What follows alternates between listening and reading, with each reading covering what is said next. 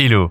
Deux jeunes filles, Becky et Hunter, sont des amies de longue date. Elles sont devenues proches parce qu'elles aiment toutes les deux les sensations fortes, et même une tragédie ne les arrête pas dans leur lancée. Devant elles, au milieu du désert, se trouve une énorme tour qui pointe vers le ciel, et les amies entament l'ascension de l'échelle rouillée. Il n'y a personne dans le coin, et si quelque chose se passe mal, personne ne viendra les aider. Becky et son mari Dan escaladent une falaise escarpée. La fille est stressée, mais le gars l'encourage à faire le saut risqué. Dan attrape Becky dans ses bras et ils s'arrêtent pour s'embrasser.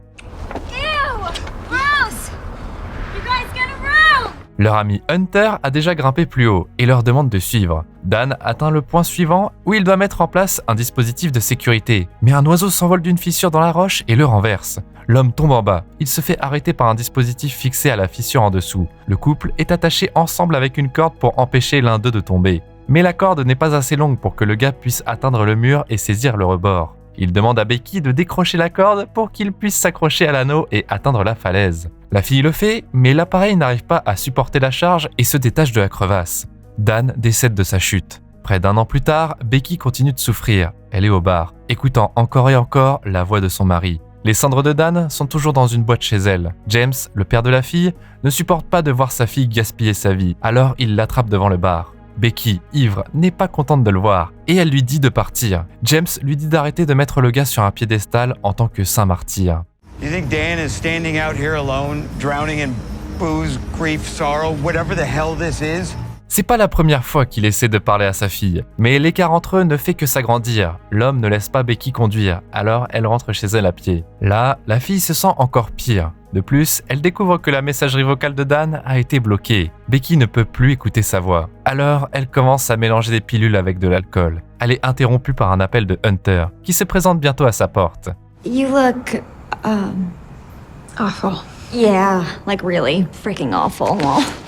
En un an, la jeune fille a grandement fait la promotion de son blog, où elle parle de voyage et fait toutes sortes de cascades folles. Elle dit que le père de Becky l'a appelé pour lui demander de l'aide à sortir Becky de sa dépression. Pour faire ça, Hunter n'a rien trouvé de mieux que d'escalader l'une des plus hautes tours du pays et de disperser les cendres de Dan depuis son sommet. Depuis le jour de la tragédie, Becky a peur des hauteurs et elle a abandonné l'escalade. La jeune fille refuse fermement, mais son ami lui assure que cette peur doit être surmontée afin de laisser partir le passé et de continuer à vivre sa propre vie. Au final, Hunter arrive à convaincre Becky, qui rappelle une phrase que Dan a dite « Si t'as peur de mourir, n'aie pas peur de vivre ». Hunter aime bien ce qu'elle entend là, et elle se dirige vers le désert. Dans un petit restaurant sur le chemin, Becky demande à la serveuse si elle peut charger son téléphone, mais le service s'avère être payant. Hunter lui montre un life hack. Tu peux te passer d'une prise de courant si tu connectes la fiche à la prise d'une ampoule ordinaire. La tour de télévision n'est pas marquée sur la carte, et la serveuse monte un point rouge clignotant haut dans le ciel. Bien que la tour n'est plus utilisée depuis longtemps et qu'elle sera démolie l'année prochaine, le signal est nécessaire pour empêcher les pilotes d'avion de s'y écraser. Hunter a hâte de conquérir ce sommet et de documenter l'ascension sur son blog. En plus de ça lui rapportera de l'argent. Les amis passent la nuit dans un motel voisin, où Becky rêve que Dan est toujours en vie et la tient dans ses bras. L'idylle se transforme rapidement en cauchemar, et la jeune fille se réveille effrayée. Elle monte dans la voiture avec Hunter, qui conduit et filme une vidéo. Elle est distraite et elle traverse l'autoroute alors qu'un camionneur passe. Le camion passe à moins d'1 mètre de leur capot et elle décide d'arrêter de filmer. Les filles arrivent à la tour, qui est entourée d'une clôture et d'un panneau « Danger de mort ». Elles doivent laisser la voiture ici et marcher pendant 2 km. Becky a peur qu'elle n'ait pas assez d'eau pour un voyage dans le désert, sachant qu'elles n'ont pas du tout de nourriture. Au lieu de ça, Hunter a apporté un drone et un bâton de selfie. Avoir au moins un équipement de sécurité et des harnais est réconfortant. À leur approche de la tour, les vautours mangent le cadavre d'un animal. Hunter publie la photo en ligne avec les tags « La loi de la jungle » et « Comme un petit creux ». Bientôt, elles atteignent leur destination et Becky a des vertiges en voyant la hauteur de la structure. Les souvenirs de la tragédie la hantent aussi. Hunter promet de rester à ses côtés et de la soutenir. Elle commence à monter, et son ami est obligé de se ressaisir. Elle grimpe pas à pas, mais la structure rouillée commence à vaciller. Un des montants s'envole quand Becky l'attrape avec sa main. Elles sont à mi-chemin, et il reste encore 300 mètres à parcourir. Hunter compte sur la corde de sécurité pour les sauver si besoin. Puis les filles atteignent la première plateforme. 60 mètres d'échelle extérieure les attendent après, semblant encore plus dangereux et fragiles. À chaque pas, Becky a de plus en plus de mal à continuer, tremblant de peur. Okay, Max, this is gonna look a little bit worse than it is. What the hell, Hunter? Let's just go back down. Pour Hunter, la réaction de son ami n'est qu'un signe que son plan fonctionne. Elle est certaine que Becky se sentira mieux une fois qu'elle aura surmonté sa panique. Elle passe les antennes paraboliques qui bloquent le chemin et Hunter commence même à secouer l'échelle pour relancer son ami. À cause de ça, les boulons restants de la structure commencent à céder lentement, mais les filles parviennent à atteindre le sommet sans incident. Hunter sort le drone et enregistre plus de contenu tant qu'elle le peut. Elle est suspendue au bord du précipice et demande à Becky, choquée, de filmer cette folie. Hunter réussit à convaincre Becky à faire la cascade risquée aussi. La jeune fille décide de suivre son amie jusqu'au bout, et elle joue avec la mort aussi. Next time you are ever afraid of anything, I want you to look at these and know that you have nothing to be afraid of. Elles se souviennent de Dan et elles dispersent ses cendres dans le vent. Les deux filles pleurent amèrement pour leur amant et amis proches. À l'approche du soir, le temps est venu de descendre. Becky est la première à descendre de la plateforme.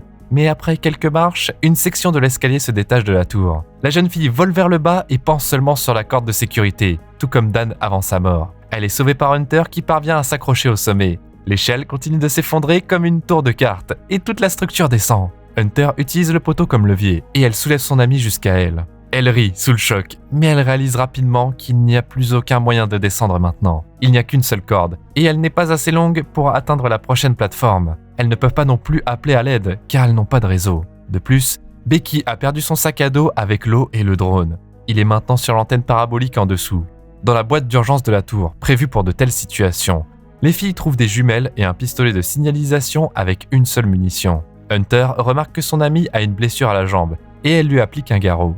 Becky dit que la douleur n'est pas encore trop grave. Pour l'instant, leur plan est simplement d'attendre, car quelqu'un doit avoir entendu le bruit de l'échelle qui est tombée. Quelques heures après, elle commence à enregistrer une vidéo pour tuer le temps. Well, don't worry, you'll still be famous if you fall. As the girl who died taking a selfie, now that is ironic. Becky demande à Hunter d'être plus sincère et de sortir de son personnage. Elle révèle que la raison pour laquelle elle a commencé à faire des vidéos était la mort de Dan. Bientôt, grâce aux jumelles, les filles remarquent une camionnette garée près de la tour, bien qu'elle semble abandonnée. Hunter se rappelle que leur téléphone avait du réseau plus bas et afin d'envoyer un message, elles essaient de baisser le téléphone autant que possible sur une corde. Ça ne fonctionne pas. Donc Hunter descend ce qui reste de l'échelle et s'accroche à un seul bras. Ça ne marche pas, donc les filles décident de jeter le téléphone. Afin de l'empêcher de se casser, elle l'enveloppe dans le soutien-gorge et la chaussette de Hunter et le glisse dans une chaussure. La chaussure atteint le sol, mais on ne sait pas si leur plan a marché. Becky remarque un tatouage sur la jambe de Hunter, rappelant Dan. Au même moment, son ami voit un homme avec un chien marcher près de la tour. Les filles crient et lancent les chaussures pour attirer son attention, mais rien ne fonctionne. Elles décident de garder la fusée jusqu'à la tombée de la nuit. Plus tard, Becky regarde de vieilles vidéos sur son téléphone. Elle voit Hunter la regarder jalousement pendant son mariage avec Dan. Là, son ami lui demande de tirer la fusée éclairante, et deux hommes dans une camionnette remarquent que les filles sont coincées sur la tour. Ils se dirigent vers la clôture et voient la voiture de Hunter. Mais au lieu d'aider les filles, ils décident de voler leur voiture. Les copines sont dans le désespoir total. Elles passent la nuit sur la tour sous la lanterne rouge scintillante et elles se relaient pour veiller à ce qu'elle ne tombe pas. La blessure de Becky commence à faire mal. La fille demande pourquoi elle a un tatouage sur Dan et Hunter avoue en larmes qu'elle a eu une liaison avec Dan.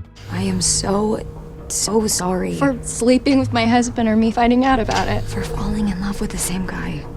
Ils sont sortis ensemble dans le dos de Becky pendant 4 mois, mais Hunter a mis fin à la relation même si elle aimait toujours l'homme. Après sa mort, elle n'arrivait pas à soutenir son amie, car elle ne pouvait pas être complètement honnête avec elle. Becky décide de laisser partir son amie, et elle retire l'anneau de son doigt pour le mettre sur une chaîne. Dans l'après-midi, les filles se rendent compte que 24 heures se sont écoulées depuis qu'elles ont laissé tomber le téléphone, ce qui signifie que leur astuce n'a pas fonctionné. C'est trop risqué de jeter le deuxième téléphone. Les filles sont déshydratées et s'affaiblissent d'heure en heure, donc Hunter prévoit de descendre aux antennes paraboliques pour atteindre le sac à dos. Comme la corde est trop courte, la fille se décroche et saute sur l'antenne, risquant sa vie. Il n'y a pas non plus d'échelle en dessous, donc le seul moyen de remonter est de rattraper la corde, qui est hors de portée. À l'aide d'un bâton selfie, la fille accroche son sac à dos à la corde, puis elle saute elle-même sur les sangles. Hunter grimpe, mais au dernier moment, elle glisse et s'envole. Becky a la peur de sa vie, mais bientôt, elle est soulagée de voir que Hunter a réussi à s'accrocher. I landed on the bag! Are you okay? I hurt my hands! Real bad, I don't think I can climb! La fille n'arrive pas à grimper, alors Becky doit utiliser le peu de force pour sauver son amie. Becky apaise sa soif et elle écrit un message sur papier à envoyer au motel avec le drone. Malheureusement, elle n'a plus de batterie à mi-chemin, donc elle doit le ramener pour l'empêcher de s'écraser au milieu du désert. La nuit, Becky rêve que son amie n'est plus avec elle et qu'elle est attaquée par des vautours affamés. Elle tourne lentement la tête et elle voit l'un des oiseaux toucher le corps ensanglanté de Hunter. Becky se réveille et son amie la réconforte à sa manière habituelle. Le lendemain matin, Becky trouve un moyen de charger le drone avec l'ampoule au sommet de la tour. Pour faire ça, elle grimpe sur le poteau avec le peu de force qu'il lui reste. Mais les broches de l'affiche sont trop courtes pour atteindre les contacts de la prise. Pour résoudre ce problème, elle met sa bague en or à l'intérieur. Et ça marche. Ce qui suit, c'est des minutes incroyablement longues jusqu'à ce que le drone soit complètement chargé. Pendant ce temps, les vautours, qui ont senti la blessure de Becky sur la jambe, commencent à l'attaquer. À cause de ça, elle fait tomber le sac à dos, mais elle parvient à garder le drone en sécurité. Lorsque la dernière barre devient verte, la fille se glisse sur la plateforme. Elle vomit de surmenage et de stress. Dans quelques heures, les gens de l'hôtel se réveilleront et le drone pourra être lancé. Becky s'évanouit presque en pensant à son père. No, he was right about Dan. He was just trying to help me. S'endormir est trop dangereux, alors Hunter aide en distrayant son ami en lui parlant. Il est temps d'envoyer le drone, et Becky l'envoie sur son chemin. Mais quand il atteint l'autoroute, un camion qui passe le heurte. Le conducteur sort de la cabine, mais il ne voit pas l'appareil au sol. Becky perd tout espoir. Des vautours encerclent les filles, et des nuages de tonnerre apparaissent à l'horizon. Becky dit qu'elle ne peut pas passer une autre nuit, et Hunter la soutient du mieux qu'elle peut. Les filles n'ont rien mangé depuis longtemps, et elles n'ont plus de force. La seule chose à faire, c'est de laisser tomber le dernier téléphone et d'espérer que les messages atteindront leur destinataire. Pour faire ça, Becky demande à Hunter sa deuxième chaussure, mais son ami lui répond qu'elle ne peut pas lui donner. Becky ne comprend pas pourquoi, puisque Hunter ne l'a pas enlevée pendant tout ce temps. But I'm down there. Remember? Becky ne pouvait pas supporter l'horrible vérité, et elle voyait son ami dans une hallucination. Quand Hunter a glissé, elle n'a pas atterri sur son sac à dos, mais elle est tombée sur l'antenne parabolique avant de mourir. Un vautour se nourrit de son corps. Becky est dévastée par le chagrin. Une tempête commence bientôt, et la jeune fille enregistre un message d'adieu à son père. James a essayé de joindre sa fille pendant tout ce temps, pensant qu'elle l'ignorait tout simplement. Le matin, le vautour s'assoit à côté du corps de Becky et commence à picorer sa blessure. Mais la jeune fille, qui semblait morte, ne faisait qu'attirer l'oiseau. Elle attrape le vautour par le cou et lui fracasse la tête contre l'estrade. Becky reprend un peu de force avec sa viande et elle fait une dernière tentative pour survivre. Elle répète la manœuvre de Hunter et elle saute sur l'antenne parabolique. Une fois à côté du corps de son ami, elle chasse le vautour, la loi de la jungle. Elle envoie un texto à son père disant où elle se trouve et elle cache le téléphone à l'intérieur de la plaie de Hunter. Elle s'excuse auprès de son ami et elle jette son corps vers le bas pour que le message puisse atteindre sa destination. La fille est assise sur l'antenne, vacillant dans le vent. Son plan fonctionne, et bientôt, James se précipite à la tour. Il arrive sur le site où il voit les sauveteurs emballer un corps dans un sac. L'homme est horrifié, mais Becky se précipite déjà dans ses bras.